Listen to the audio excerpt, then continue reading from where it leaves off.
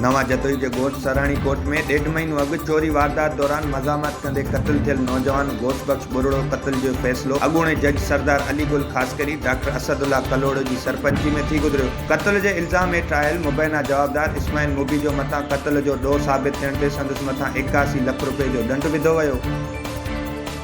मेहर में वधंदड़ बदअमनी, चोरी ऐं फुर वारदातुनि जे वाक़िअनि में इज़ाफ़े जे ख़िलाफ़ पीटीआई, अवामी जमहूरी पार्टी, क़ौमी अवामी तहरीक, सिंध यूनाइटेड पार्टी जीडीए जे सॾ ते 8 ॾींहं बि मेहर जे दुआ चौक वटां एहतजाजी रैली कढी वई। हुन मौक़े ते अॻुवाणनि चयो त एसएसपी दादू वॾेरनि जी औताक ते कमदारी करे रहियो आहे। मेहर समेत दादू ज़िलो ॾोहारियुनि जे घेरे हेठि आहे। ॾोहारी सरेआम हथियार खणी वापारियुनि खां फुर करे रहिया आहिनि। हुननि आईजी सिंध खां मुतालबो कयो त एसएसपी दादू अमीर मसूद मक्सी खे हटाए अमन बहाल कराईंदड़ आफ़ीसर खे मुक़ररु कयो वञे। कुंभ में चौपायो माल लिम्पी बीमारी पखेड़जण सबबि मरण लॻो। लाइव स्टॉक खाते तरफ़ां मालवंदनि जी का बि मदद नाहे कई वई। लिम्पी बीमारी वबा जी सूरत इख्तियार करे मालवंदनि खे कापारी ढक रसाए रही आहे। मालवंदनि आला इख्तियारनि खां मुतालबो कयो त ॻोठ अलीगुल जामड़ू में वेटनरी डॉक्टर मोकिले जानवरनि खे वधीक मरण खां बचायो वञे।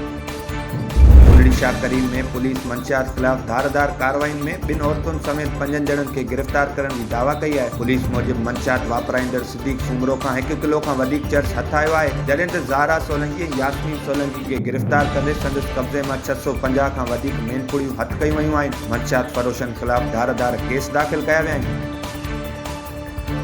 सकरन में वधंदड़ बदअमनी ऐं मंशियात जे विकिरे ख़िलाफ़ शहरी इताद जे सॾ ते एहतजाजी रैली कढी वई।